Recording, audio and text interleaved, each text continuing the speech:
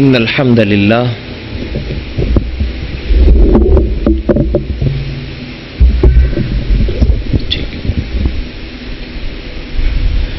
والصلاة والسلام على خیر خلق اللہ اما بعد فاعوذ باللہ من الشیطان الرجیم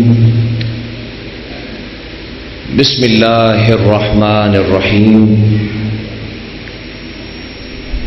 فمن زحزح عن النار وادخل الجنہ فقد فاز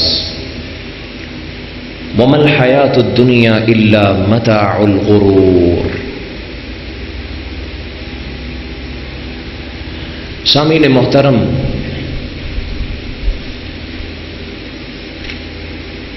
کامیاب زندگی کے مقاصد کیا ہوتے ہیں، یہ ہمیں اللہ تبارک اسمہ و تعالی کی کتاب قرآن مجید اور جناب محمد رسول اللہ صلی اللہ علیہ وسلم کے فرامین سے معلوم کرنا ہے، کیونکہ میرا اور آپ کا تجزیہ ذاتی طور پہ مختلف ہو سکتا ہے، میرے اور آپ کے نتائج فکر میں اختلاف ہو سکتا ہے، لیکن اگر کوئی بحث اور اختلاف نہیں ہے یا غلطی سے مبرہ اگر کوئی چیز ہے تو وہ یا اللہ کی کتاب ہے یا جناب رسول اللہ کے فرامین ذیشان ہے۔ یہ آیت مبارکہ جو میں نے آپ کے سامنے پڑھی ہے، یہ میرے موضوع کا خلاصہ ہے، یہ موضوع کا ٹائٹل ہے، یہ موضوع کا سلوگن ہے، نعرہ ہے، اور میں یہ چاہوں گا کہ یہ گفتگو جب اپنے اختتام کو پہنچے تو یہ آیت کم از کم آپ کے دل و دماغ پہ نقش ہو چکی ہو، اس لیے میں اس آیت کو بار بار پڑھوں گا دوران گفتگو بھی، تاکہ یہ موضوع کا عنوان تازہ رہے۔ اللہ قرآن مجید میں فرما رہے ہیں فَمَنْ زُحْزِحَ عَنِ النَّارِ وَأُدْخِلَ الْجَنَّةَ فَقَدْ فَازَ۔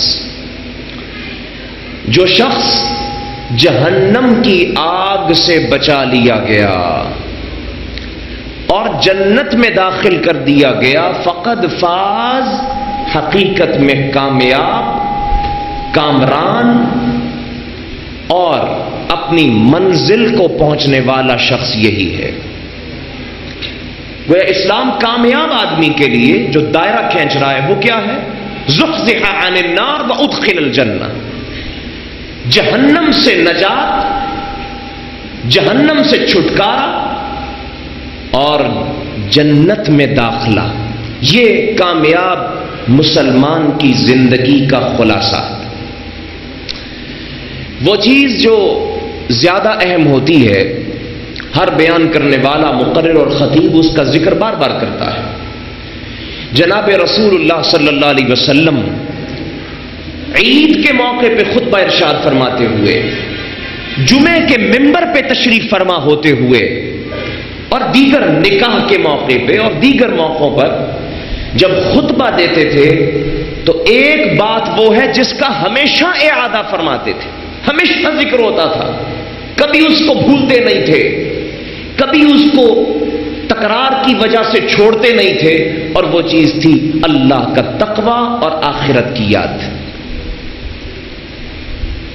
میرے دوستو اور عزیزو، قرآن مجید پر ہم غور کر لیں، ساری زندگی لگا دی علماء نے، 14 صدیاں قرآن کی تفسیر اور تشریح پہ جو کام ہوتا رہا ہے، اس کا خلاصہ یہ ہے کہ انسان کی کامیابی اس کے آخرت کے عقیدے میں رکھی ہوئی ہے۔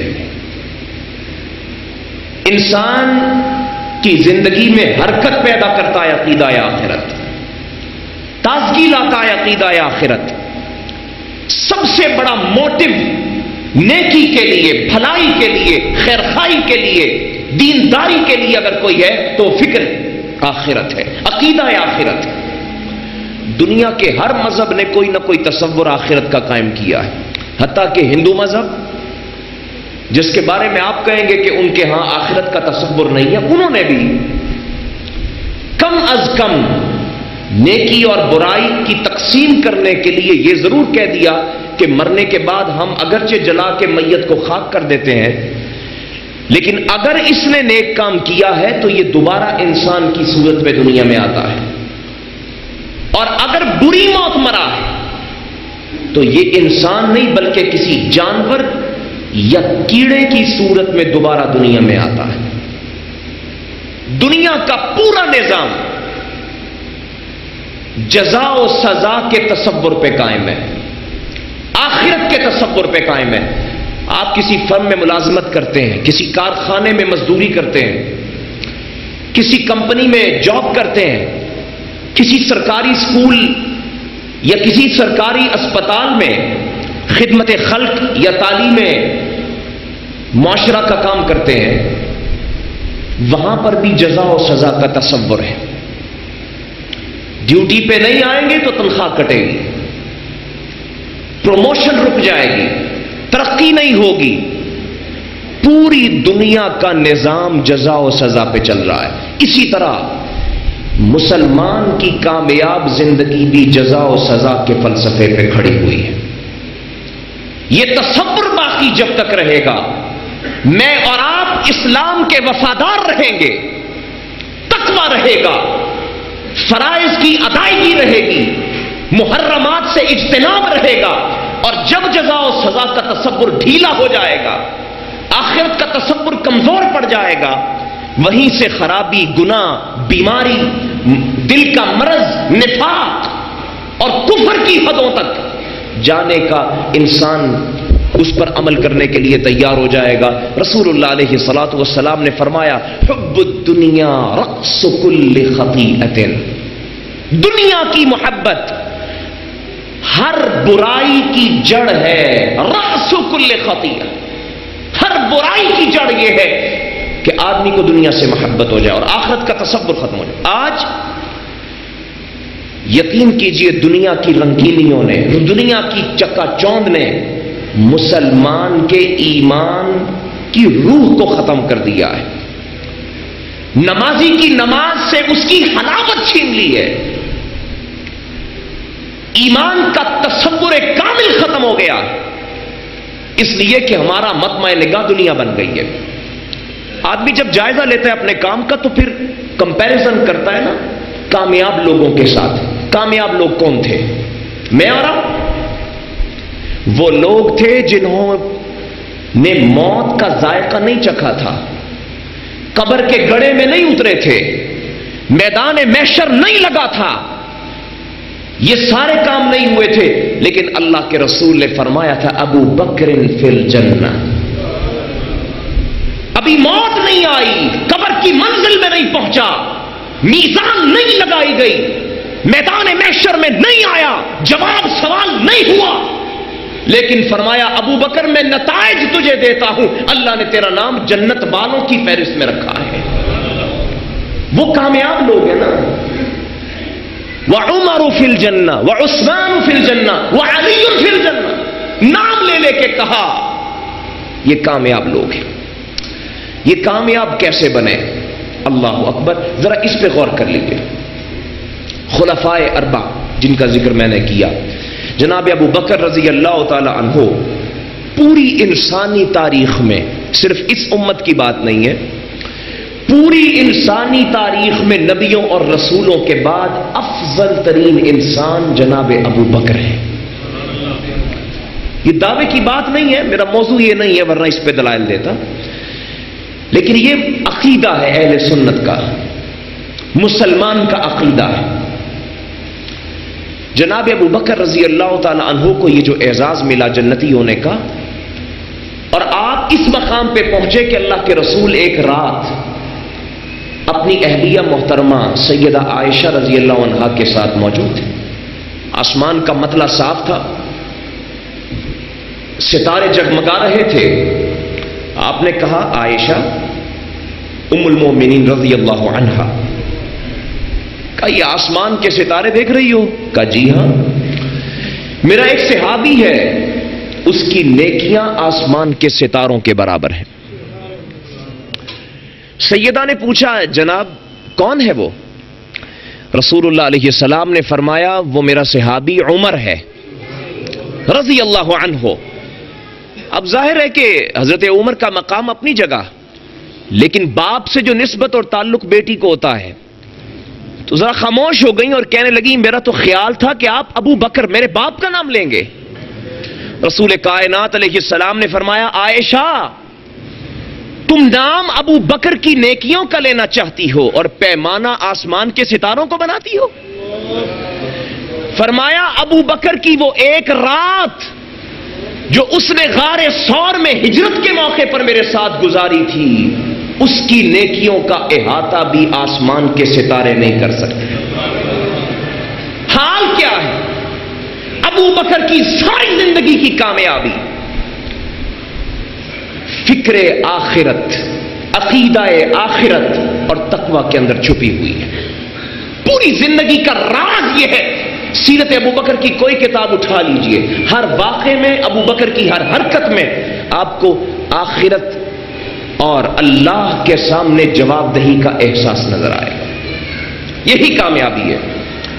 ایک غلام تھا جناب ابو بکر رضی اللہ عنہ کا، وہ ان کے لیے مزدوری کر کے گھر میں کچھ سامان لاتا تھا. آپ پوچھا کرتے تھے، عادت تھی، کیا مزدوری کی ہے؟ وہ بتاتا جی یہ کام کیا ہے. پھر آپ کا نام فرما لیتے. ایک دن کھانا لایا، رات دیر ہو گئی تھی، کھانا کھا لیا، پھر یاد آیا، پوچھا کہاں سے لائے تھے؟ کہنے لگا جی زمانہ جاہلیت میں علم کہانت اور علم نجوم کا کاروبار کرتا تھا. یہ دکان اور کاروباری ہوتی ہے، اس کا اسلام میں مذہب میں کوئی تصور نہیں ہے. ہاتھ دیکھ کے جھوٹ سچ بول کے لوگوں کو غیب کی خبریں بتانے کا دعویٰ کرتا تھا. تو ایک میرا کلائنٹ تھا جس کو میں نے ہاتھ دیکھ کے غیب کی باتیں بتائی تھی، مزدوری نہیں دی تھی، اس نے وہ چلا گیا تھا، آج ملا اور اس نے وہ زمانہ جاہلیت کے جو پیسے میرے بنتے تھے وہ مجھے دیے ہیں، ان سے کھانا خریدا ہے اور لا کے آپ کے سامنے پیش کر دیا. جناب ابو بکر رضی اللہ تعالیٰ عنہ نے یہ بات سنی تو ماتھا جو ہے وہ پسینے میں ڈوب گیا، پریشان ہو گئے اور غمزدہ ہو گئے. اٹھے، غلام پیچھے پیچھے جی کیا ہوا ہے؟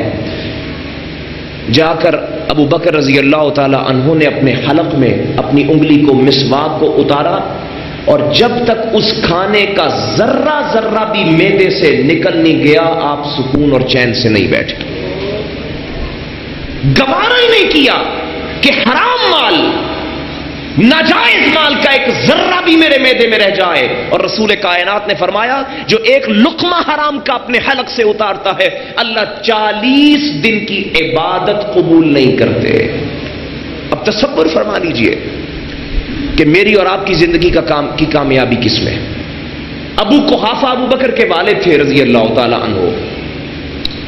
وہ کہنے لگے کیا بات ہے، تم میں دیکھتا ہوں کہ کمزور غلاموں کو آزاد کرتے رہتے ہو، یہ جوان غلام خرید کے آزاد کیا کرو، تمہارے کام آئیں گے. حال یہ ہوتا تھا کہ جب کوئی غلام آزاد کیا جاتا تو وہ غلام آپ کا دوست بن جاتا تھا، آپ اس کے محسن ہوتے تھے. اب وہ اچھے برے کاموں میں، موقعوں پر، کبھی تنگی میں کبھی مشکلات میں وہ آپ کے کام آتے تھے. تو کہتے ہیں تم کسی طاقتور غلام کو آزاد کرو جو تمہارے کام آئے، تم یہ لاغر کمزور ضعیف بوڑھے ٹھیڑے ان غلاموں کو آزاد کیوں کرتے ہو؟ جناب ابو بکر فرماتے ہیں اپنے والد کو کہ جناب میرا مقصد تو دنیا ہے ہی نہیں ہے، میں تو آخرت کو دیکھ رہا ہوں. میں یہ دیکھ رہا ہوں کہ یہ کمزور لوگ ہیں، میری مدد کر سکیں یا نہ کر سکیں ان کا حق زیادہ ہے کہ ان کو مشکلات سے دور کر کے آسانی اور راحت دی جائے. ابو بکر رضی اللہ تعالیٰ عنہ کے بعد جناب عمر ہے. عمر کا کتنا بڑا نام ہے یہ بتانے کی ضرورت نہیں ہے. اللہ کے رسول علیہ الصلوۃ والسلام نے عمر، میں یہ کہتا ہوتا ہوں وہ واحد شخصیت ہے پوری امت کی جس کے ولی اللہ ہونے کی گواہی جناب رسول اللہ نے دی ہے صلی اللہ علیہ وسلم. آپ ولی ہیں یا میں ولی ہوں کوئی گارنٹی نہیں ہے. حکم ظاہر پہ لگتا ہے، آدمی نماز پڑھتا ہے، روزہ رکھتا ہے، حلال حرام کی تمیز کرتا ہے، زبان اخلاق کا اچھا ہے، ہمدردی کرتا ہے، معاشرے میں پوزیٹو رول دیتا ہے، آپ کہتے ہیں یہ اللہ کا ولی ہے. ٹھیک ہے، لیکن دل کے حالات آپ نہیں جانتے. دل کے اندر ایمان کی حالت کیا ہے، نفاق کتنا ہے، حسد کتنا ہے، بغض کتنا ہے، عداوت کتنی ہے، نظریات کا بگاڑ کتنا ہے، یہ آپ کو پتہ نہیں ہے۔ ولی اللہ ہونے کی گواہی اگر ملی ہے تو جناب عمر کو ملی ہے۔ آپ نے فرمایا ہر قوم میں کچھ لوگ ہوتے ہیں جن کو اللہ سچے خواب دکھاتے ہیں، جن کو الہام ہوتا ہے، کشف ہوتا ہے۔ فرمایا میرا اگر کوئی صحابی صاحب الہام ہے تو وہ عمر ہے۔ ولی اللہ، زبان رسالت سے سرٹیفکیٹ لینے والا۔ لیکن ذرا تصور فرمائیے کامیاب زندگی عمر کی کیا ہے؟ ساری زندگی اس مقصد پہ کھڑی ہوئی ہے کہ میری آخرت ٹھیک ہو جائے۔ اپنے دور خلافت میں حذیفہ بن یمان رضی اللہ تعالیٰ عنہ، آپ جانتے ہیں اللہ کے رسول کے رازدان تھے۔ رسول اللہ علیہ السلام نے اپنی آخری زندگی میں حذیفہ کو بتایا تھا کہ یہ بندہ منافق ہے۔ میں نے بتایا یہ وحی کے بغیر نہیں پتہ چلتا کہ منافق کون ہے، اور اللہ کے رسول چلے گئے دنیا سے، وحی کا دروازہ بند ہو گیا۔ آج منافق اور مسلمان کا فرق میں اور آپ نہیں کر سکتے، صرف عملی منافق کہہ سکتے ہیں نماز نہیں پڑھتا، یہ حدیث میں آیا بات کرتا ہے تو جھوٹ بولتا ہے، امانت رکھی جائے خیانت کرتا ہے، اگر لڑائی ہو جائے تو زبان سے اول فول بکنے لگتا ہے، تو منافق ہے عملی۔ لیکن پتہ نہیں کہ اصلاً منافق کون ہے۔ اللہ کے رسول صلی اللہ علیہ وسلم کو وحی اتری، آپ نے کہا یہ منافق ہے، یہ منافق ہے، یہ منافق ہے، نام لے لے کر حذیفہ کو بتا دیا رضی اللہ تعالیٰ۔ اپنے دور خلافت میں عمر رضی اللہ عنہ ایک دن بیٹھے ہوئے تھے، آخرت، عقیدہ آخرت، تصور جزا و سزا، جس کو قرآن کبھی یوم الحساب کہتا ہے، کبھی یوم التناد کہتا ہے، کبھی یوم التغابن کہتا ہے، کبھی یوم الجمع کہتا ہے۔ قرآن نے جتنا درس نماز کا دیا ہے اس سے 3 گنا زیادہ درس عقیدہ آخرت کا دیا ہے۔ وَأَمَّا مَنْ خَافَ مَقَامَ رَبِّهِ وَنَهَى النَّفْسَ عَنِ الْهَوَىٰ فَإِنَّ الْجَنَّةَ هِيَ الْمَأْوَىٰ۔ قرآن خلاصہ دیتا ہے، آدمی کامیاب ہونا چاہتا ہے تو آئے اللہ کے سامنے جواب دہی کا خوف پیدا کر لے، جنت اس کا ٹھکانہ ہو جائے گی۔ اللہ اکبر۔ ایک دن بیٹھے ہوئے تھے، حذیفہ دل میں آئی، کہا حذیفہ انشدک باللہ، حذیفہ تجھے اللہ کی قسم دیتا ہوں آج مجھ سے بات چھپانی نہیں ہے۔ حذیفہ پریشان ہو گئے، امیر المومنین کیا بات ہے؟ انشدک باللہ، تجھے اللہ کی قسم دے رہا ہوں۔ کہا فرمائیے کیا بات ہے؟ کہا الم یسمنی رسول اللہ۔ حذیفہ بتلاؤ، اللہ کے رسول نے جو فہرست تمہیں منافقوں کی بتائی تھی اس میں کہیں عمر کا نام تو موجود نہیں تھا۔ مجھے بتاؤ آخرت میں نے مومنوں کی صفوں میں کھڑا ہونا ہے یا منافقوں کی صفوں میں جانا ہے؟ اللہ اکبر۔ کامیاب لوگوں کا مقصد یہ ہے کہ ان کی آخرت درست ہو جائے، ان کا ٹارگٹ آخرت ہے۔ الکیس من دان نفسہ وعامل لما بعد الموت، دانش مند، بصیرت والا، صاحب فہم وہ ہے، کامیاب وہ ہے، اللہ کے رسول فرماتے ہیں جو اپنی آخرت کے لیے عمل کرتا ہے۔ من دان نفسہ، اپنے نفس کا محاسبہ کرتا ہے، وعامل لما بعد الموت، اور آنے والے کل کے لیے۔ میں نے آیت پڑھی تھی فمن زحزح عن النار وادخل الجنہ فقد فاز۔ عمر رضی اللہ تعالی عنہ آخرت کیسے یاد ہے؟ ایک دن گشت کر رہے ہیں اپنے دور خلافت میں، اور گزرتے تھے محلوں میں سے، ٹاؤنز میں سے، سوسائٹیوں میں سے گشت کرتے تھے، اور جہاں کہیں کوئی بات دیکھتے رک جاتے، نوٹس لیتے لوگوں کی ہمدردی اور غمخاری کے لیے۔ تو ایک دن گشت کرتے ہوئے کسی محلے سے گزر رہے تھے، بچوں کے بلبلانے کی، رونے کی آواز آ رہی، رات کا وقت ہے، آدھی رات بچوں کی آواز رونے کی آ رہی ہے۔ جناب عمر کھڑے ہو گئے، دیکھا کہ ایک بوڑھی اماں ہے جس نے چولہے پہ ہڈیاں رکھی ہوئی ہے اور پکنے کی کچھ آواز آ رہی ہے، اور بچے غالباً بھوک سے رو رہے۔ کھڑے ہو گئے، ذرا گشت کے لیے اور آگے چلے گئے، راؤنڈ لے کے واپس آئے، منظر وہاں کا وہیں، بچے رو رہے ہیں، ہڈیاں چولہے پہ چڑھی ہوئی ہے. بہت دیر گزر گئی، دروازہ کھٹکھٹایا، بوڑھی اماں کو پوچھا کیا بات ہے؟ بچے رو رہے ہیں، تم ان کو کھانا کیوں نہیں دیتی؟ ماجرا کیا ہے؟ اتنا وقت گزر گیا ہے. بوڑھی اماں نہیں جانتی کون غم گسار آیا ہے، یہ عمر ہے یا کون ہے. کہتی ہے بھئی آپ بڑے ہمدرد ہیں، آ جائیں، آ کر دیکھ لیں چولہے پہ کیا پڑا ہوا ہے. جناب عمر گھر میں داخل ہوتے ہیں اور جب چولہے کے پاس پہنچتے ہیں، ہنڈیاں میں دیکھتے ہیں تو پانی میں پتھر پڑے ہوئے ہیں. ماں بہانہ کر رہی ہے، کھانے کے لیے اناج اور غلہ گھر میں نہیں ہے، اور ہنڈیا چولہے پہ رکھی ہوئی ہے کہ بچوں کو احساس رہے کہ ابھی کھانا تیار ہوتا ہے تو ہمیں ملتا ہے. کچھ تو اس آس میں سو گئے تھے، کچھ رو رو کے مدہوش ہو گئے تھے.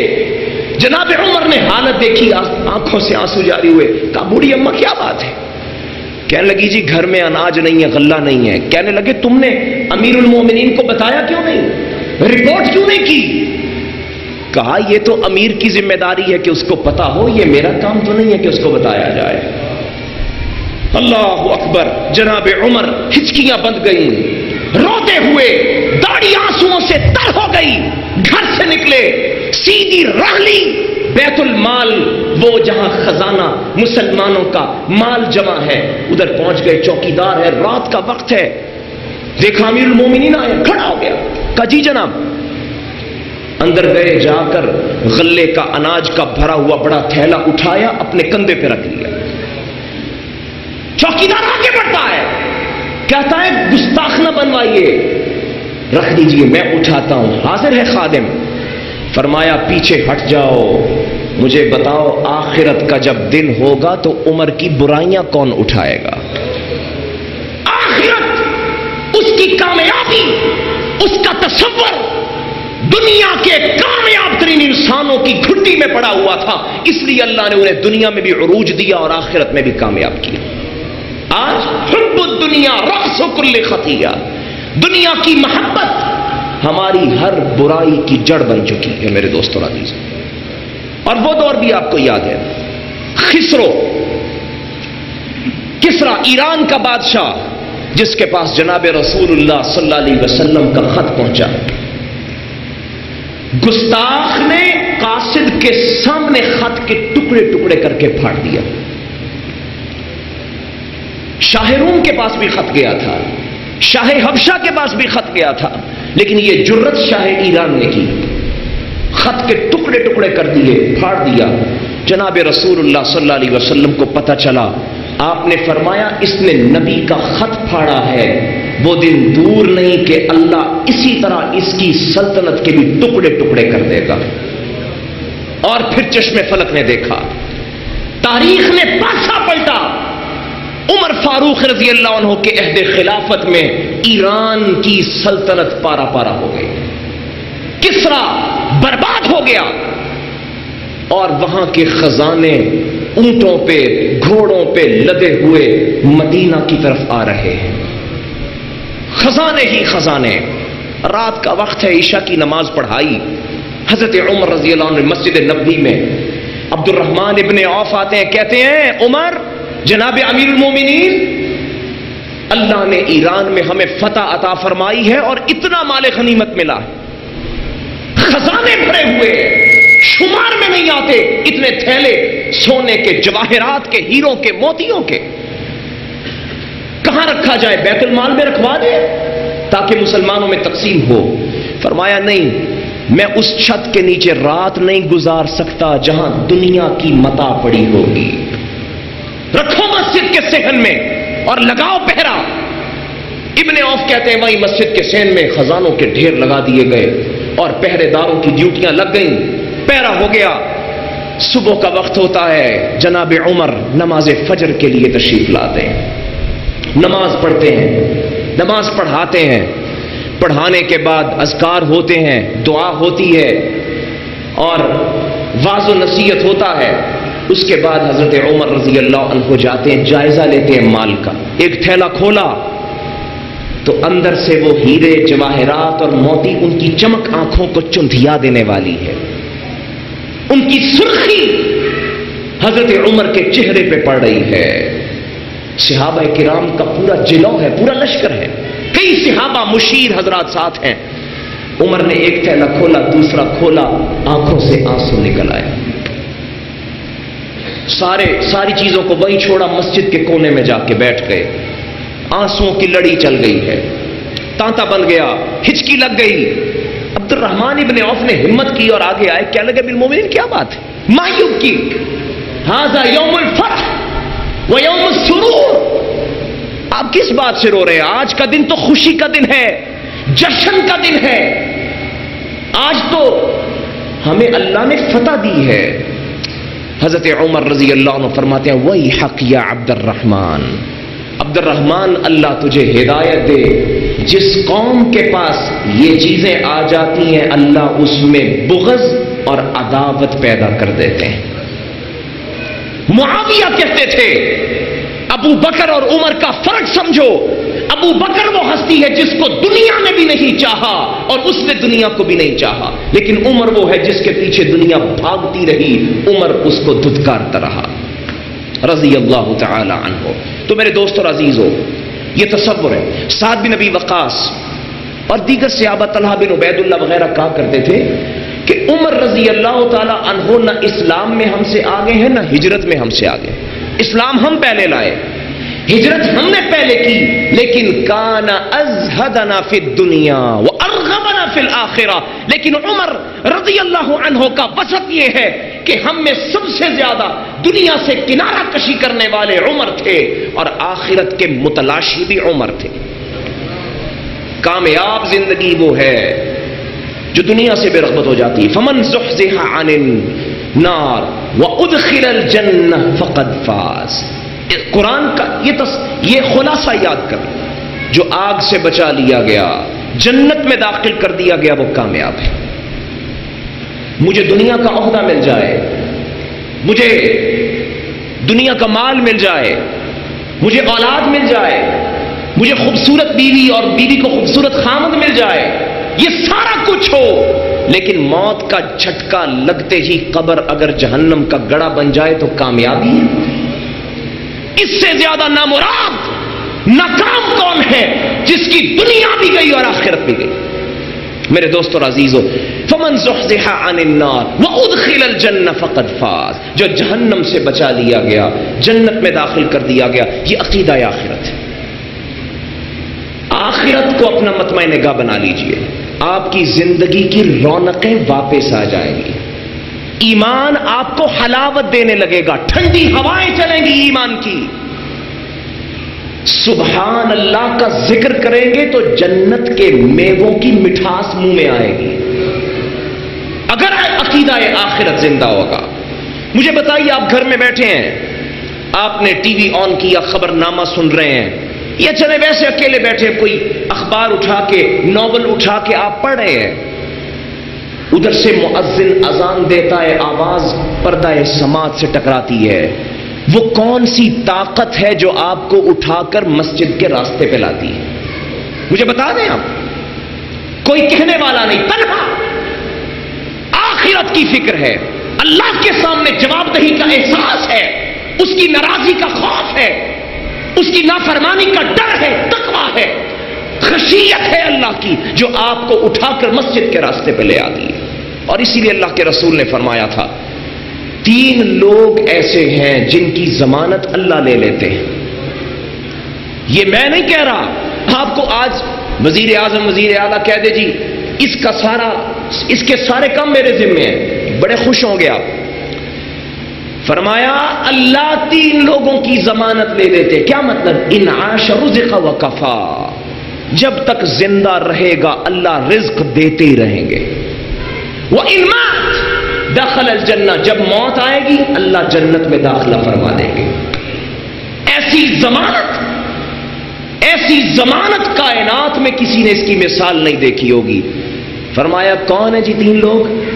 ایک وہ آدمی ہے جو مؤذن کی اذان سن کے اپنے گھر سے نکل کے مسجد کا راستہ اختیار کر لیتا ہے. دوسرا آدمی وہ جو دعوت اور جہاد کے میدانوں میں نکل جاتا ہے. دین کے لیے قربانی دیتا ہے. اور تیسرا آدمی وہ ہے جو اپنے گھر میں داخل ہوتا ہے تو السلام علیکم کہہ کے داخل ہوتا ہے, شعار بن جاتا ہے. گھر میں کوئی اور بات کہتے ہوئے نہیں, السلام علیکم کہتے ہوئے داخل ہوتا ہے. ان تین آدمیوں کی ضمانت اللہ لے لیتے ہیں. آپ بیٹھے ہیں گھر میں, کون اٹھا کر آپ کو مسجد میں لاتا ہے؟ سردیوں کا جاڑے کا موسم ہے, ٹھنڈے پانی کو انگلی لگانے کو دل نہیں کرتا. کون سی طاقت ہے جو آپ کو صبح دم نماز فجر کا وضو کروا کے ٹھنڈے موسم میں گھر سے نرم گرم بستر چھڑوا کے مسجد میں لے کے آتی ہے؟ یہ فکر آخرت ہے, یہ جزا و سزا کا تصور ہے. آج ختم کر دیں, کراس لگا دیں, اپنی موت کو بلا دیں, آخرت کو بلا دیں. اگر میں یہ کہہ دوں آپ کو کوئی آخرت نہیں ہے, کوئی جزا سزا نہیں ہے, کوئی بدلہ نہیں ہے, تو مجھے بتائیں سارا دین کا نظام ختم ہو جائے گا, دنیا کا نظام برباد ہو جائے گا. ایک ہی طاقت ہے, ایک ہی موٹو ہے, ایک ہی محرک ہے, وہ فکر آخرت ہے جو ہماری کامیابی کا راز ہے. سلف صالحین, میں نے تو فجر کی نماز کی بات کی ہے. امام احمد ابن حنبل رحمت اللہ علیہ, اللہ اکبر, ان کا ایک شاگرد تھا جو پوری رات میں قرآن مجید مکمل کر لیتا تھا. کتنے لوگ ہیں جنہوں نے ایک سال میں قرآن پورا کیا؟ وہ ہاتھ کھڑا کر کے بتا دیں. ایک رات میں قرآن. ویسے اللہ کے رسول نے فرمایا ہے لن یفقہ من قرأ باقل من ثلاث, جو آدمی 3 دن سے کم میں قرآن ختم کرتا ہے اس نے قرآن کو سمجھا نہیں. کم از کم 3 دن میں ختم کرنا چاہیے. بہرحال وہ ایک رات میں پورا قرآن پڑھتے تھے. کیا مطلب؟ ساری رات تہجد میں رہتے تھے. جناب امام احمد ابن حنبل رحمت اللہ علیہ, ان کو پتا چلا, کسی نے کہا جی آپ کا شاگرد ہے, کہا میرے پاس بلاؤ. کہنے لگے کیا بات ہے؟ کہنے لگا جی پورا قرآن پڑھتا ہوں. کہا ایسا کرو, آج قرآن پڑھنا رات کو, لیکن تصور کرنا کہ تم مجھے سنا رہے ہو, میں تمہارا قرآن سن رہا ہوں. کہنے لگا جی ٹھیک ہے. رات چلا گیا, جیسے کیسے تہجد کی نماز میں پڑھا. اگلے دن آیا, کہنے لگے جی کیا ہوا؟ کہتا ہے جی آج قرآن نہیں پڑھا گیا, صرف 10 پارے پڑھے ہیں. احساس تھا نا کہ آپ سن رہے ہیں, آپ کو سنانا ہے, ذرا خوبصورت بنا کے آہستہ آہستہ کر کے اس پہ غور کرتے ہوئے. رات ساری جاگا ہوں لیکن 10 پارے پڑھے ہیں. امام احمد ابن حنبل رحمۃ اللہ کہتے ہیں چلو آج ایسا ایک اور تجربہ کرو. آج رات یہ تصور کرنا کہ جناب رسول اللہ صلی اللہ علیہ وسلم تیرا قرآن سن رہے ہیں. کہتے ہیں میں چلا گیا, رات تہجد کی نماز پڑھی, بڑی محنت کی, ساری رات جاگا. اگلے دن آیا, پوچھا کیا بنا؟ کہتا ہے جی صرف ایک پارا پڑھا گیا, عما یتساءلون, آخری پارا 30واں. ساری رات میں صرف ایک پارا پڑھا. کہنے لگے چلو آج ایک اور تجربہ کرو. آج رات یہ تصور کرنا کہ تم قرآن پڑھ رہے ہو اور اللہ تمہارا قرآن سن رہے ہیں. کہتا ہے میں چلا گیا, رات ساری جیسے کیسے ہے گزاری. اگلے دن امام احمد رحمت اللہ علیہ کی بارگاہ میں پہنچتا ہے تو دوسرے جو بیٹھے ہوئے تھے نا ان کے شاگرد, وہ کہتے ہیں آنکھیں سوجی ہوئی ہیں. امام صاحب نے پوچھا کیا بنا؟ کہنے لگا اللہ کی قسم ساری رات گزر گئی, سورہ فاتحہ مکمل نہیں کر سکا. یہ ساری رات تہجد پڑھتا ہے, فاتحہ کو دوہرا دوہرا کے پڑھتا ہے, آہو پکا کرتا ہے, گڑ گڑاتا ہے, آنسو نکلتے ہیں, تائب ہوتا ہے, رجوع کرتا ہے اللہ کی طرف. کیوں کرتا ہے؟ کیونکہ اسے آخرت کا خوف ہے, اسے جواب دینا ہے, اسے موت کے بعد زندہ ہونا ہے اور برزخ کے معاملات سے گزر کے جنت یا جہنم میں سے ایک ٹھکانے تک پہنچنا ہے. اگر یہ تصور نہیں ہے تو مجھے بتائیں پھر کیا ہوگا. میرے دوست, ایک تاجر ہے, دکان پہ بیٹھا ہے. اللہ کے رسول نے فرمایا جو آدمی جھوٹ بول کے اپنا سامان بیچتا ہے, قیامت کا دن ہوگا اللہ اس کو دیکھنا بھی گوارا نہیں کریں گے, اس سے گفتگو نہیں فرمائیں گے, اس کی طرف نظر کرم نہیں فرمائیں گے. تاجر ہے, ایک جھوٹ بول کے لاکھوں کا نفع کما سکتا ہے. اگر نہیں بولتا لاکھوں کے نفع کو لات مارتا ہے, کک آؤٹ کرتا ہے, تو کس لیے؟ کیونکہ اس نے اللہ کے سامنے جواب دینا. عقیدہ آخرت ہے. ٹیکسیشن کے محکمے میں ایک آدمی ملازم ہے، افسر ہے، صرف ایک سائن کرنے یا نہ کرنے پر لاکھوں روپے اس کے سامنے، اگر ٹھوکر مارتا ہے، نہیں کرتا، رشوت نہیں لیتا، بددیانتی نہیں کرتا، امانت میں خیانت نہیں کرتا، تو کون سی طاقت ہے؟ ایمان ہے، عقیدہ آخرت ہے، اللہ کے سامنے جواب دینے کا احساس ہے۔ اس لیے میں یہ عرض کرنا چاہتا ہوں کہ آج اسلام کی روح آخرت میں، آج میڈیا پہ بیٹھے ہوئے کچھ فنکار اور بہروپیے افسوس کے ساتھ کہنا پڑتا ہے، کہتے ہیں آخرت کیا ہے؟ یہ مولوی آخرت کے چکر میں دنیا بھی برباد کر لیتے ہیں۔ انا للہ و انا الیہ راجعون۔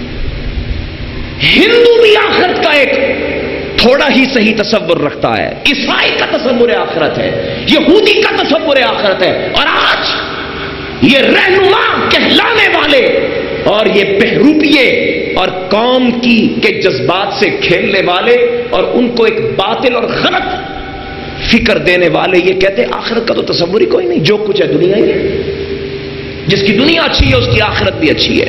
اللہ اکبر۔ یہ یہودی کہتے تھے، کہتے یہ محمد کے پیروکار صلی اللہ علیہ وسلم کتنے بیچارے، یہ مفلس، نادار، کمزور، نہ تاجر کی حیثیت، نہ سٹیٹس کی حیثیت، نہ کوئی سرداری، نہ عہدہ، نہ منصب۔ آج ہمیں دیکھو، ہمارے پاس مال بھی ہے، منصب بھی ہے، عہدہ بھی ہے، سرداری بھی ہے، قیادت بھی ہے۔ جس طرح دنیا میں ہمارے پاس سب کچھ ہے، اگر کوئی آخرت ہے تو وہاں بھی ہمارے پاس ہی ہوگا۔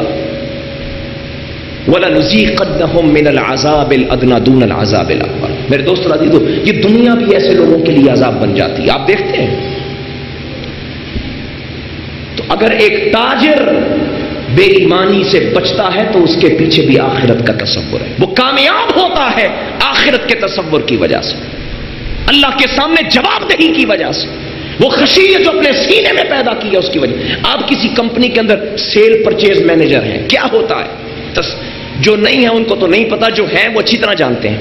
میرے کچھ جاننے والے ہیں، مجھے پتا کہ سیل پرچیز مینیجر کے کھاتے کتنے ہوتے ہیں، اتنی آپ کو گنتی نہیں آتی جتنے اس کے کھاتے ہوتے ہیں۔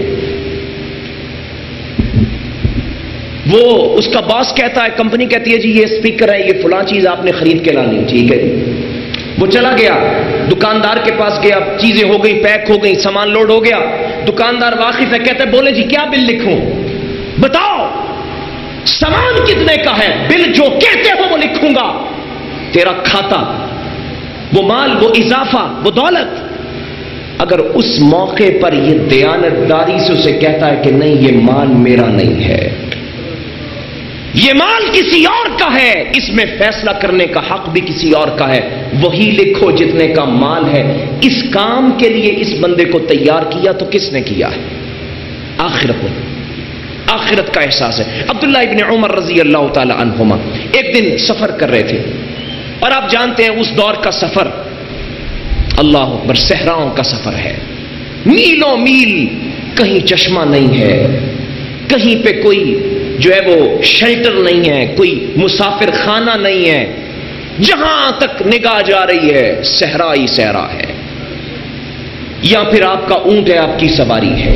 اللہ اکبر۔ عبداللہ ابن عمر رضی اللہ عنہما سفر کر رہے تھے، صحرا میں دیکھا، بیچوں بیچ صحرا کے ایک چرواہا جو اپنی بھیڑیں، اپنی بکریاں چرانے کے لیے وہاں پہ لایا ہوا، وادیوں میں گیا اور اب واپس لے کے جا رہا ہے، صحرا میں سے گزر رہا ہے، تنہا ہے، دور تک کوئی دیکھنے والا نہیں ہے، کوئی چیک اینڈ بیلنس نہیں ہے، کوئی انسپیکشن ٹیم نہیں ہے جہاں کوئی چیز ریکارڈ ہو جائے گی۔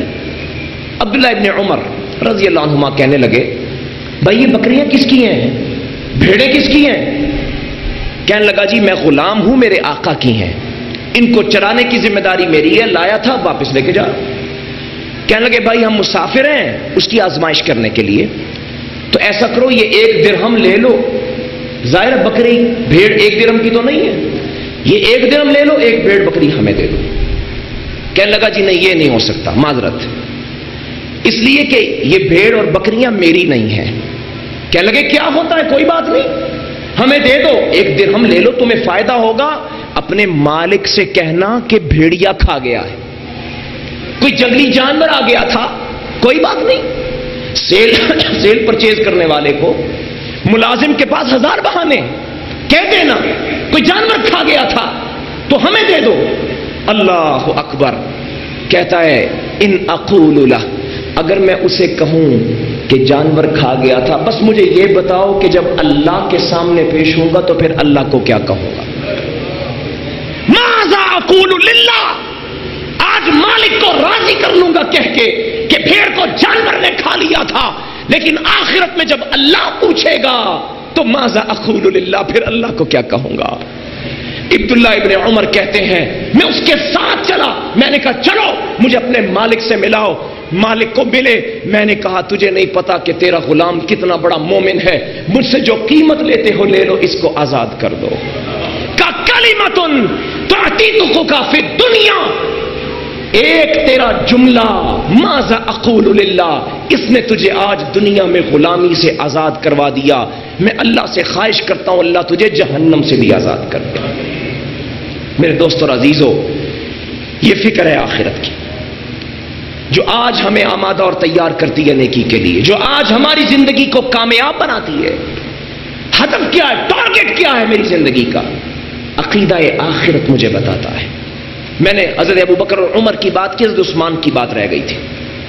حضرت عثمان رضی اللہ تعالیٰ عنہ کتنے بڑے آخرت کے، آپ دیکھتے ہیں عثمان تاجر بھی تھے، عثمان خلیفہ بھی بنے بہت لمبے عرصے تک۔ عثمان رضی اللہ تعالیٰ عنہ پہلے دونوں خلفاء کے مشیر بھی تھے، وزیر بھی تھے، لیکن اس کے باوجود جو آپ کی سیرت کا سب سے بڑا وصف تھا وہ فکر آخرت۔ اکثر اپنے دوستوں کے ساتھ قبرستان چلے جاتے، قبر پہ بیٹھ کے روتے رہتے۔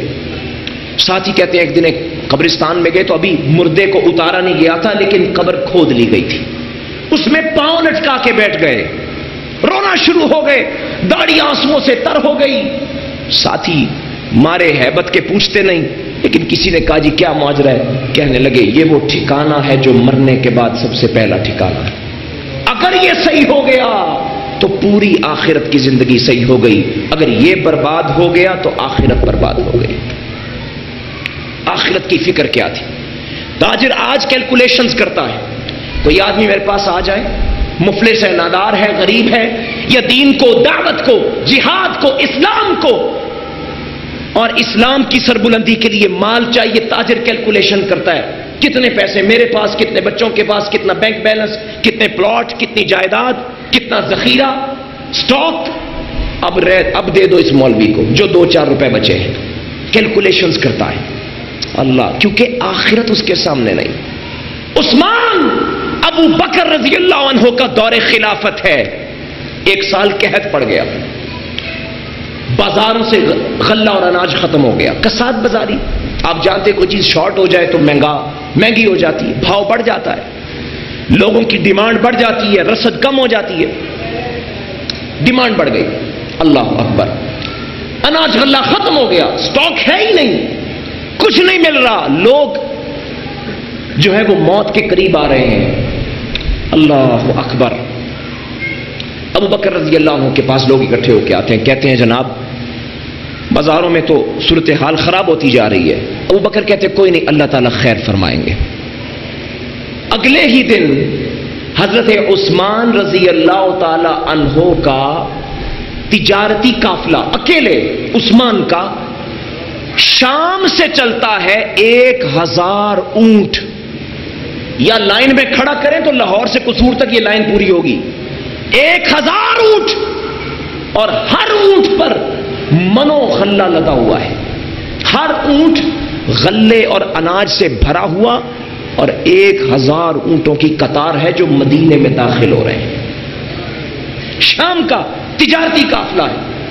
اب کیا ہوتا ہے، سارے مارکیٹرز، سارے بروکر، سارے تاجر اکٹھے ہو کے عثمان کے پاس آ گئے، کہنے لگے جناب عثمان مال آ گیا، ہاں جی بولی ہو گئی، کتنی قیمت پہ ہمیں بیچتے ہیں، جلدی جلدی تاکہ منڈی میں سامان پہنچے، مارکیٹ میں پہنچے، بڑی مشکل ہو رہی ہے، سامان ہے ہی نہیں بازار میں۔ کہا جی کیا دیتے ہو؟ یہ دیکھو شام سے چلا ہے، کتنا سفر کیا ہے۔ کہنے لگے جی ہم آپ کو 10 کے 12 دیتے ہیں، آپ کی جو جو خرید ہے جو اس پر ہم آپ کو 20% منافع دیتے ہیں. کہنے لگے نہیں منظور, نہیں مجھے اس سے زیادہ مل رہا ہے. کہنے لگے چلو ایسا کریں, ہم آپ کو 10 کے 14 دیتے ہیں, 40% منافع دیتے ہیں. کہا نہیں مجھے زیادہ مل رہا ہے. وہ تاجر ہکے بکے دوسرے کا منہ دیکھ رہے ہیں, عثمان کیا کہہ رہے ہو, تم بھی ٹھیک ہے بہت بڑے تاجر ہو ہمیں پتہ ہے, لیکن مدینے کے اندر جو بزنس مین ہے وہ تو ہم ہی ہیں. کون ہے جس نے تمہیں کہا جی مجھے تو 1 درہم کے بدلے میں 10 درہم مل رہے ہیں, 1 کے بدلے میں 10. کہا کون ہے؟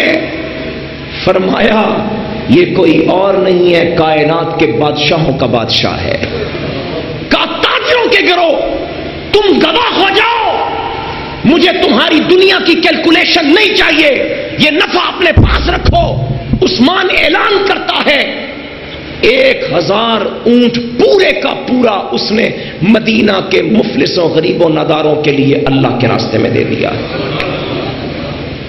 آخرت, اتنا بڑا سودا, اتنا بڑا صدقہ, اتنا بڑا انفاق فی سبیل اللہ, یہ کون کرواتا ہے؟ عقیدہ آخرت کرواتا ہے. وہ آخرت کو دیکھ رہے تھے. 1 کا 10 دنیا میں تو نہیں, اللہ دینا چاہے دے دے, لیکن آخرت کا نفع ہے. اللہ اکبر, 1000 اونٹ عثمان آخرت کے نام پہ قربان کر رہے ہیں. علی رضی اللہ تعالیٰ عنہ, بات پوری ہو جائے, وقت کا سب ہوتا نہیں ہے. حضرت علی رضی اللہ تعالیٰ عنہ, اللہ اکبر, ایک دن اپنے ساتھیوں کے ساتھ قبرستان پہنچے تو ساتھی بھی ساتھ تھے. قبر والوں سے کہنے لگے من خبر عندکم, ساتھی پریشان ہو, کہ مردے تو سنتے ہی نہیں ہیں, کس سے بات کر رہے ہیں؟ کہنے لگے بات تو سن لو. من خبر عندکم, کہنے لگے مردوں سے میں پوچھ رہا ہوں تمہارے پاس کوئی خبر ہے؟ ہمارے پاس بہت کچھ ہے تمہیں بتانے کے لیے. ان اموالکم قد قسمت, وہ مال, وہ تجارت, وہ بینک بیلنس, وہ جائیداد, پراپرٹی, وہ دکانیں جو تم چھوڑ کے گئے تھے آج سب تقسیم ہو چکا ہے. وَإِنَّ بُيُوتَكُمْ قَدْ سُكِنَتْ, وہ گھر, وہ محل جو تم نے اپنے رہنے کے لیے تعمیر کیے تھے, آج تم نہیں ہو, کوئی اور ان گھروں میں بس رہا ہے. وَإِنَّ زَوْجَاتِكُمْ قَدْ زُوِّجَتْ, وہ عورتیں جن کے لیے اپنا ایمان برباد کیا تھا آج کسی اور کے نکاح میں ہیں. یہ بات کہی اور رونے لگے. ساتھیوں نے پوچھا کیا بات ہے؟ کہنے لگے واللہ لو استطاعوا ان یجیبوا, اللہ کی قسم اگر یہ مردے جواب دے سکتے تو آج تمہیں جواب دے کے کہتے ان وجدنا خیر الزاد التقوی, ہم نے مرنے کے بعد سب سے بڑی قیمت اگر پائی ہے تو وہ تقوی کی قیمت ہے. وہ ڈر ہے, وہ خوف ہے, وہ آخرت کا احساس ہے. مرنے کے بعد جو ہم نے عمل کیا وہ ہے جو ہمارے لیے آج قیمتی متاع بنا ہے, اس کے علاوہ کوئی چیز ہمارے پاس نہیں ہے. علی رضی اللہ تعالیٰ عنہ آپ کے ایک مشیر ہیں, بڑے مشہور تابعی, وہ کہتے ہیں کہ رات تہجد کا وقت ہوتا نا, جب 2 بج جاتے, 1 بج جاتا, رات کا آخری پہر شروع ہوتا, علی مصلی پہ کھڑے ہو جاتے رضی اللہ تعالیٰ عنہ. مصلی پہ کھڑے ہو کر اپنی داڑھی پکڑ لیا کرتے ہیں اور کہتے اللہ تجھے اس داڑھی کا واسطہ دیتا ہوں, مجھے قیامت کے دن رسوا نہ کرنا. اللہ میں تیرا ایک عام سا بندہ ہوں, جب تک میرے گناہوں کو معاف نہیں کرے گا میرے دل کو سکون اور راحت نہیں آئے گی. یہ خلفائے راشدین کی حیثیت تھی. اور اگر آج میں اور آپ اپنے آخرت کے عقیدے کو بھلا چکے میرے دوست اور عزیزوں, تو پھر نقصان ہی نقصان ہے. اللہ اکبر. آخرت, یہ تو بات ہی خلفائے راشدین کی, لیکن میں ذرا آگے نکلنا چاہتا ہوں ان لوگوں تک جو عام لوگ تھے. قاضی شریح ایک عام نام ہے لیکن اتنا عام بھی نہیں. اللہ اکبر. مدینہ کے قاضی اور چیف جسٹس, ان کے عدالت میں بہت سے کیسز آتے تھے, بہت سے مقدمے آتے, جج تو آج بھی ہیں. اللہ اکبر. ایک مرتبہ ان کا بیٹا, اس کا کسی کے ساتھ جائیداد کا جھگڑا تھا, تو انہوں نے مقدمہ عدالت میں دائر کر دیا. قاضی شریح نے مقدمے کی سماعت کی اور کہا کہ ٹھیک ہے اس پہ فیصلہ سنائیں گے، اگلی سماعت ہوگی۔ رات کا کھانا، رات قاضی شریح کھانے کے لیے بیٹھے تو اب وہ بیٹا بھی موجود ہے جس کے خلاف مقدمہ باپ کی عدالت میں دائر ہو چکا ہے۔ بیٹا کہنے لگا ابا جان ایک گزارش ہے چھوٹی سی۔ کہا جی کیا ہے؟ کہنے لگا جی آپ میرے بڑے اچھے باپ ہیں، اگر تو فیصلہ میرے خلاف ہے، میں نہیں کہتا حق میں کرے خلاف کرے، اگر فیصلہ میرے خلاف ہے مجھے بتا دیں، میں عدالت سے ویسے ہی اپنا مقدمہ واپس لے لیتا ہوں اور جھگڑے کو ختم کر لیتا ہوں، اور اگر فیصلہ میرے حق میں ہے تو پھر جاری رہنے دیتا ہوں، کوئی بات نہیں۔ قاضی شریح رحمت اللہ علیہ فرماتے ہیں بیٹا بات یہ عدالت کے معاملات عدالت میں ہے، میں یہ تمہیں نہیں بتا سکتا۔ کھانا کھایا، رات بیت گئی، اگلا دن ہوا، اب یہ بھی آ گئے اور ان کے مخالف بھی آ گئے، عدالت لگی ہوئی ہے۔ قاضی شریح کا فیصلہ بیٹے کے خلاف، ساری دنیا موجود ہے، قاضی شریح بیٹے کے خلاف فیصلہ سنا رہے ہیں۔ بیٹا ہکا بکا، حیرت اور غصے کے ملے جلے جذبات کے ساتھ باپ کو دیکھ رہا ہے۔ بعد میں آ کے ملا، کہنے لگا ابا جی بڑی عجیب بات ہے، میں نے صرف یہ مطالبہ کیا تھا کہ اگر میرے خلاف ہے تو شرمندگی سے بچ جاؤں گا، فیصلہ واپس لے لوں گا، عدالت سے پہلے ہی میں ان سے کہوں گا ٹھیک ہے جی جو آپ کا حق بنتا ہے میں دے دوں گا۔ آپ نے مجھے شرمندہ کیا ہے، اس کا سبب کیا ہے؟ قاضی شریح رحمت اللہ علیہ فرماتے ہیں بیٹا یہ دنیا تو تیری بھی عارضی ہے میری بھی عارضی ہے۔ فرمایا تو مجھے اتنا پیارا ہے کہ تیرے وہ لوگ جنہوں نے تیرے خلاف مقدمہ کیا تھا اور میں نے ان کے حق میں فیصلہ کیا، ساری دنیا ان لوگوں سے بھر جائے، تو مجھے ان سے زیادہ پیارا ہے، لیکن اللہ کی قسم ہے یہ بات بھی سن لے، ساری دنیا تجھ جیسے بیٹوں سے بھر جائے، مجھے آخرت کا خوف اس سے بھی زیادہ ہے۔ اللہ کا دین مجھے تجھ جیسے 1000 بیٹوں سے بھی زیادہ پیارا ہے، اس لیے میں بددیانتی نہیں کر سکتا۔ سعد بن ابی وقاص رضی اللہ تعالیٰ صحابی رسول ہے، مسلمان ہو گئے، ماں ابھی مسلمان نہیں ہوئی، نعمت اسلام سے محروم ہے۔ اللہ اکبر۔ کہنے لگی بیٹا بات سیدھی سیدھی ہے، اسلام کا بائیکاٹ کرو، مرتد ہو جاؤ، ورنہ میں تم سے نہ کبھی کلام کروں گی اور نہ کھاؤں گی نہ پیوں گی۔ اللہ اکبر۔ سعد بن ابی وقاص کہتے ہیں اماں جان اس آزمائش میں مجھے نہ ڈالیں، اسلام نہیں میں چھوڑ سکتا، رشتوں کا تقدس اپنی جگہ پہ، ماں کا پیار اور اس کی عزت کیا ہوتی ہے یہ ہر بیٹا سمجھ سکتا ہے۔ ماں کے سینے میں اگر درد ہوتا ہے تو بیٹے کے سینے میں تکلیف اس سے زیادہ ہوتی ہے۔ کہا رشتوں کا تقدس اپنی جگہ ہے، لیکن آخرت کا جواب وہ سب سے آگے ہے۔ اللہ اکبر۔ ماں نے کہا نہیں بھوک ہڑتال، کہا ٹھیک ہے۔ ماں نے کھانا کھانا چھوڑ دیا، پانی پینا چھوڑ دیا، صبح گزری، دوپہر گزری، شام ہو گئی، سعد بن ابی وقاص گھر آئے، دیکھا ماں کی حالت خراب ہوتی جا رہی ہے، حالت اب آہستہ آہستہ بگڑ رہی ہے۔ کہا اماں جان ابھی بھی سمجھانا چاہتا ہوں، مجھے آزمائش میں نہ ڈالیں۔ ماں نے کہا نہیں بھوک ہڑتال ہے، کہا ٹھیک ہے۔ اگلا دن چڑھا، ساری رات ماں بھوکی، پھر کچھ نہیں کھایا کچھ نہیں پیا، دوپہر کا وقت آیا، ماں پہ غشی پڑنا شروع ہو گئی، دورے پڑنا شروع ہو گئے، بے ہوشی، گر رہی ہے، موت کے سکرات، موت کے اندھیرے، موت کی بے ہوشیاں، نزع کا عالم ماں پہ آ رہا ہے۔ لوگ دوڑے ہوئے سعد بن ابی وقاص کے پاس گئے، کہنے لگے تیری ماں تو مرنے والی ہے، آ جاؤ۔ اللہ اکبر۔ سعد بن ابی وقاص اپنے گھر میں داخل ہوتے ہیں، ماں کی حالت ہے کہ ہونٹ لکڑی کی طرح سوکھ چکے ہیں، بے ہوش اور ادموئی ہو چکی ہے۔ اللہ اکبر۔ سعد بن ابی وقاص کہتے ہیں اماں جان میں نے آپ کو اس معاملے کے شروع میں کہا تھا لیکن آپ نہیں مانی، اب پھر میرا عقیدہ سن لیجئے۔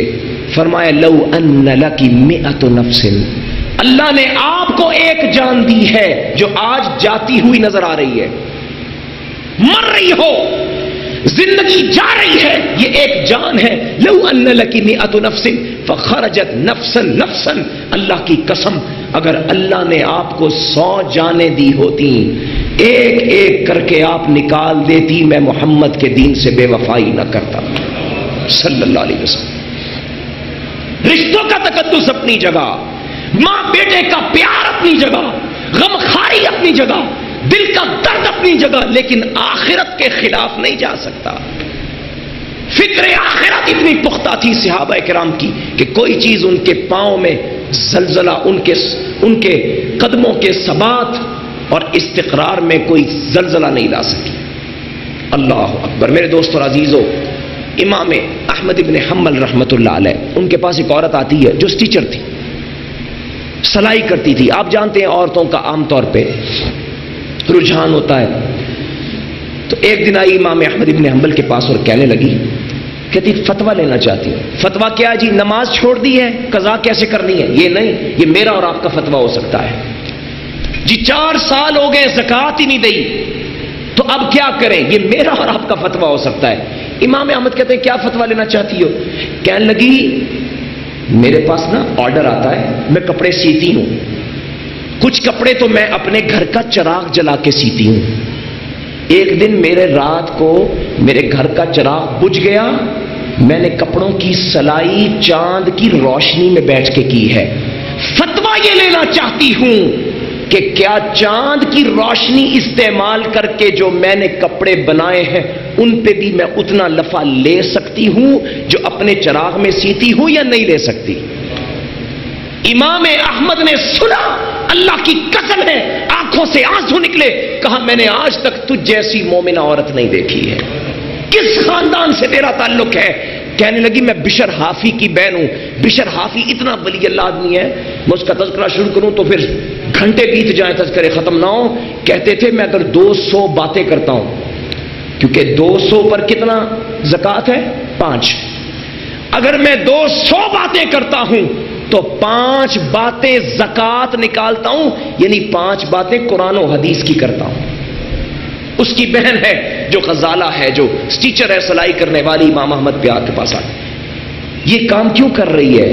کیونکہ اس نے جواب دینا ہے۔ یہ احساس، یہ باریکی، یہ لطافت پیدا ہوتی ہے جب آدمی کے اندر احساس آتا ہے۔ میرے دوست اور عزیزو، اللہ ہمارے اندر بھی آخرت کی فکر پیدا فرمائے۔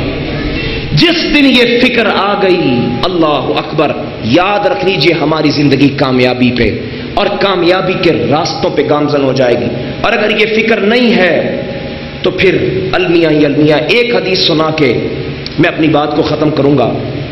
جناب رسول اللہ صلی اللہ علیہ وسلم نے فرمایا، اللہ اکبر، انس بن مالک رضی اللہ عنہ کی روایت ہے، من کانت الآخرۃ ہمہ جعل اللہ غناہ فی قلبہ وجمع له شملہ واتته الدنیا وہی راغمہ۔ فرمایا جس آدمی کا مطمع نگاہ آخرت ہو جاتی ہے، موت کے بعد کی زندگی ہو جاتی ہے، اللہ اس کے دل کو غنا سے بھر دیتے ہیں۔ الغنا و غنا نفس، مال سے غنا نہیں ہوتی، سرداری انسان کے سوچ اور اس کے دل سے ہوتی ہے۔ ہزاروں لوگ آپ دیکھیں گے، کروڑوں نہیں اربوں روپیہ ان کے پاس ہے، لیکن فقیروں جیسی حالت میں رہتے ہیں اور فقیروں کی طرح تنگ زندگی گزارتے ہوئے نظر آتے ہیں۔ غنا تو وہ ہے جو دل کی غنا ہے۔ فرمایا جو آخرت کو ٹارگٹ بناتا ہے، اللہ اس کے دل کو غنا سے بھر دیتے ہیں۔ وَجَمَعَ لَهُ شَمْلًا، اور جس کام کو ہاتھ ڈالتا ہے اللہ مٹی کو سونا بنا دیتے ہیں۔ اللہ اس کے کاموں کو مینج کرتے جاتے ہیں، اس کے کاموں کو سمیٹ، وَجَمَعَ لَهُ شَمْلًا، اللہ اس کے کاموں کو سمیٹتے ہیں۔ وہ گھر سے نکلتا ہے، اسباب مہیا ہوتے چلے جاتے ہیں، کام بنتا چلا جاتا ہے، وہ سوچتا ہے اللہ اس کو دیتا چلا جاتا ہے، وہ ہاتھ اٹھاتا ہے اللہ عنایتیں کرتے رہتے ہیں۔ وہ جمع لہو شملہ، جس کی آخرت اس کا مطمع نگاہ بن جاتی، اللہ اس کے کاموں کو مینج کر دیتے ہیں۔ وہ اتت دنیا وہی راغمہ، دنیا ذلیل ہو کے اس کے پیچھے آتی ہے، اس کے پیچھے دنیا آتی ہے، وہ دنیا کے آگے جاتا ہے۔ ومن کانت الدنیا ہمہ، لیکن جس آدمی کا ہدف دنیا بن جاتی ہے، جعل اللہ فقرہ بین عینیہ، اللہ اس کے ماتھے پر اس کی فقیری لکھ دیتے ہیں. محتاج، لاکھوں روپیہ ہونے کے باوجود کہتا ہے میں تو پریشان. ایک بچے کی پریشانی ختم تو دوسرے کی شروع، دوسرے کی ختم تیسرے کی شروع، بیٹی کی ختم بیٹے کی شروع. ساری زندگی فقر، غریبی، محتاجی، منگتا، بھکاری بن کے اس کا یہ سارا عمل اس کے ماتھے پہ لکھا رہتا ہے. اللہ اکبر. وفرق علیہ شملہ، اللہ اس کے کاموں کو اتنا اجاڑ دیتے ہیں. یہ سنوارنا چاہتا ہے، کام سنورتے نہیں ہیں. یہ بناتا ہے، کام بگڑتا ہے. یہ سنوارتا ہے، کام الجھتا چلا جاتا ہے. جس کام کو ہاتھ ڈالتا ہے وہ مٹی ہوتی جاتی ہے. جہاں قدم رکھتا ہے وہ اس کے بگاڑ اور ٹینشن اور ڈپریشن میں اضافے کا باعث بنتا ہے. وفرق علیہ شملہ، وجہ یہ ہے اس نے دنیا کو اپنا ہدف بنایا. وَلَمْ يَأْتِهِ مِنَ الدُّنْيَا إِلَّا مَا قُدِّرَ لَهُ، اور دنیا اس کو صرف اتنی ملتی ہے جتنی اس کا مقدر رکھی گئی. آپ دنیا کو اپنا ٹارگٹ بنا لیں، ساری زندگی محنت کرتے رہیں، 10 سال محنت کرتے رہیں. جو رزق آپ کا اللہ نے ماں کے پیٹ میں 4 ماہ کا بچہ ہوا، 120 دن پورے ہوئے، جتنا رزق لکھا ہے اللہ کی قسم اس سے ایک ذرہ زیادہ بھی آپ اپنے حلق میں نہیں اتار سکتے. وَأَتَتْهُ الدُّنْيَا مَا أَتَتْهُ إِلَّا مَا قُدِّرَ لَهُ، دنیا صرف اتنی ملتی ہے جتنی اس کا مقدر بنائی گئی ہے. اللہ آخرت کو ہمارا مطمع نگاہ بنا دے. وہ آیت یاد کر لیں، فَمَنْ زُحْزِحَ عَنِ النَّارِ وَأُدْخِلَ الْجَنَّةَ فَقَدْ فَازَ، جو جہنم سے بچا لیا گیا، جو جنت میں داخل کر دیا گیا، فقد فاز، کامیاب وہ ہے. اللہ ہمیں ایسے کامیابوں کی صفوں میں داخل کر لے. اللہ عقیدہ آخرت ہمارا جو ہے مستحکم کر دے. ہر وقت آخرت کے لیے کام کرنا سیکھ جائیں. میرے دوست اور عزیزوں، بہت سے دوستوں نے دعا کے لیے بھی کہا، دعا کریں اللہ ان کی پریشانیوں کو دور فرمائے. جو لوگ بے روزگار ہیں اللہ انہیں رزق حلال نصیب فرمائے. جو بے اولاد ہیں اللہ انہیں آنکھوں کی ٹھنڈک، نیک صالح اولاد عطا فرمائے. وہ اللہ سے دعا بھی کریں اللہ انہیں اولاد عطا فرمائیں گے. تو میرے دوستوں اور عزیزوں، یہ ساری زندگی اس کی کامیابی تب ہے اگر ہمارا دین سلامت ہے، اور دین تبھی سلامت ہے جب وَأَمَّا مَنْ خَافَ مَقَامَ رَبِّ، اللہ کے سامنے جواب دہی کا احساس ہوگا، آخرت کا احساس ہوگا. موت دنیا کی سب سے بڑی حقیقت ہے. کسی مذہب، کسی عقیدے اور فکر کا انسان موت کی حقیقت کو جھٹلا نہیں سکتا. اللہ کے رسول فرماتے ہیں عقل مند وہ ہے جو اپنی موت کی تیاری کرتا ہے. اللہ ہمیں کامیاب زندگی عطا فرمائے. اللہ ہمیں آخرت کے لیے جینا سکھائے. اللہ دنیا سے بے رغبتی ہمیں سکھا دے اور آخرت کا سچا متلاشی ہمیں بنا دے. وما توفیقنا الا باللہ.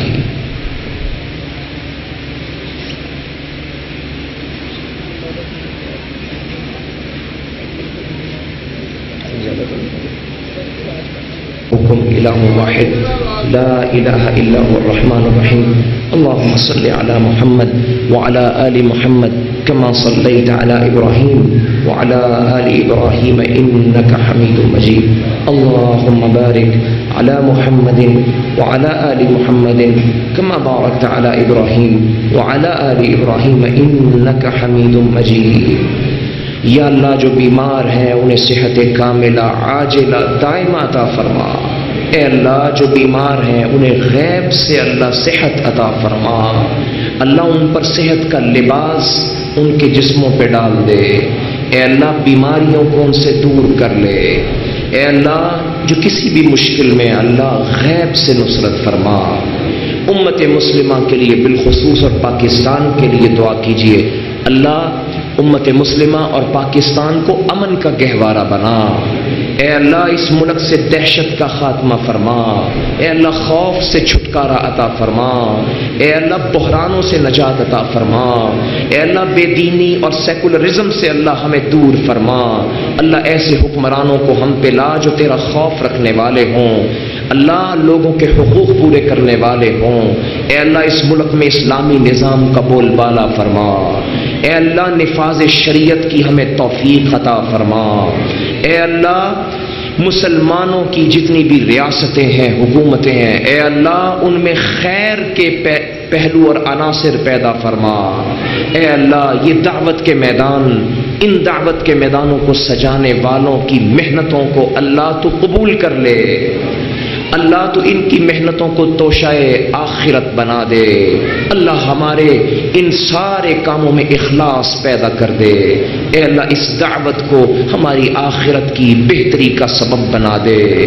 اے اللہ یہ مرکز الایمان ہے، دار الفلاح ہے، اور اللہ جہاں جہاں دعوت کے، جہاد کے، اسلام کے، تعلیم کے، تربیت کے، تزکیے کے اے اللہ پلیٹ فارم ہے، اے اللہ میدان ہے، اللہ وہ سب ان لوگوں کو جنہوں نے ان کاموں کو چلا رکھا ہے اللہ انہیں دن دگنی ترقی عطا فرما۔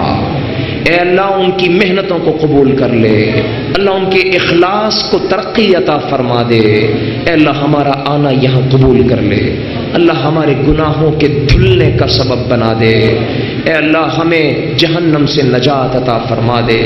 اللہ جنت کا داخلہ، اللہ قیامت کے دن جناب رسول اللہ کا ساتھ اور رفاقت نصیب فرما دینا۔ اللہ جنت الفردوس میں اللہ ان کا ساتھ نصیب فرما دینا۔ اے اللہ آپ صلی اللہ علیہ وسلم کے دست مبارک سے حوض کوثر کا پانی نصیب فرما دینا۔ اے اللہ توحید اور ایمان پہ ہمارا خاتمہ فرما دینا۔ اے اللہ قبر کی منزلوں کو جنت کا باغ بنا دینا۔ اے اللہ جو لوگ بے روزگار ہیں، بے اولاد ہیں، اللہ کسی مشکل میں ہیں، اللہ اس پورے معاشرے کو اے اللہ خیر اور خوبی والا بنا دے، اللہ برکتوں والا بنا دے، اللہ تیرے رحم و کرم والا بنا دے، اللہ عنایتوں والا بنا دے۔ اللہ ہمارے گناہوں کو نہ دیکھ، اپنی رحمت کو دیکھ۔ اے اللہ تو رحیم و کریم ہے، اللہ ہم پہ رحمت کی چادر تن دے، اللہ ہمارے گناہوں کو معاف فرما دے۔ اللہم تقبل منا انک انت السمیع العلیم وتب علینا انک انت التواب الرحیم، وصلی اللہ علی نبینا محمد وآلہ وصحبہ اجمعین برحمتک یا